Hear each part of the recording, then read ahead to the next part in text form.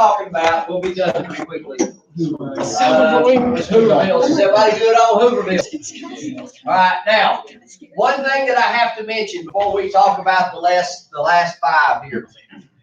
Do you all remember the word? Pay attention, pay attention, pay attention.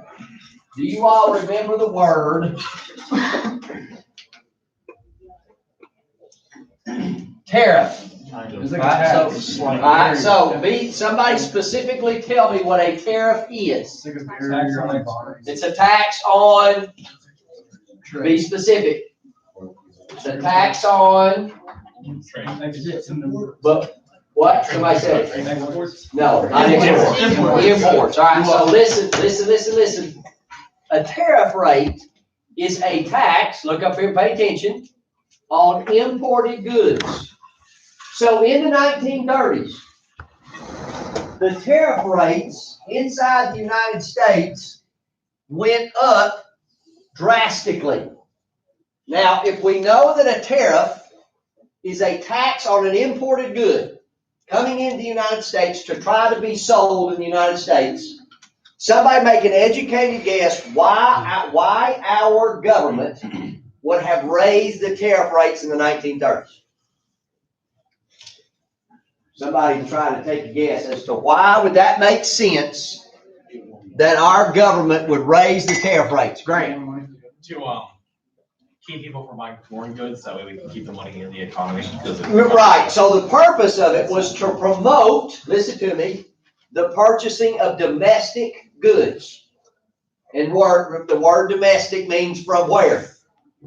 Inside the big two. So here I go to Home Depot to buy a refrigerator. I walk in, I look at the exact same, pretty much the same refrigerator. There's one from the United States that does not have a tariff that costs $100. There's one from China that does have a tariff that counts $150. Which one am I going to buy? I'm going to buy the $100 one because it's what? Cheaper. So what they did in the 30s to try to promote domestic purchasing is they jacked the tariff rates up. Okay? The consumer has to pay that extra tax. So I'm not going to buy imports. I'm going to buy domestic stuff from inside the United States. And the goal there was to try to help the economy. Now, here's the problem with that. If I put a tariff on everything coming in from China, what is China going to do? They're going to do the same thing. So everything that we sell into China also has a what on it? Tariff. So the people in China are not going to buy whose products? Ours. So it kind of backfired on us. The tariff rates kind of backfired on us. Does that make sense? But it does make sense why we would do that. If you raise the tariff rates, it was done to try to stimulate domestic purchasing.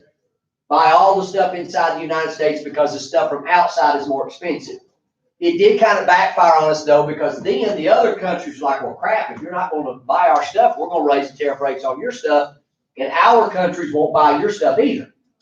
And so it really didn't help or hurt us. They kind of canceled each other out. Does that make sense? But you do need to know that about tariff rates. Now, let's talk about number 10, rugged individualism. Does anybody remember, we talked about this word right here, individualism, a long time ago. We talked about it with immigration. Does anybody remember what the word individualism means? All by itself, not with rugged in front of it. We'll talk about that in just a second. But does anybody remember what the word individualism means from immigration? Anybody remember? Yes. Is it that someone should be able to succeed on their own? If they are willing to what? Work at it. So here's what individualism says. Now listen to me. Individualism says this, that in the United States of America, if you're willing to work hard enough, can you help yourself in your life?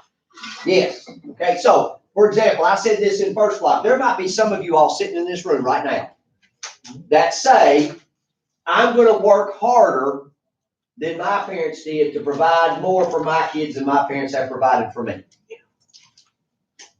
Is that an option in the United States? If you put your nose to the grindstone, can you become Andrew Carnegie? There's no doubt about it.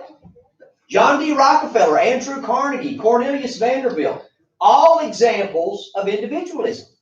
Just the willingness not was because the United States was the only country that allowed movement up the social ladder. You could be born dirt poor in the United States of America. And if you were willing to work hard enough, can you get to the upper class? Yes. It's a great thing about the United States. And that's what individualism is. Now, Herbert Hoover's plan, listen to me, Herbert Hoover's plan to get us out of the Great Depression is rugged individualism.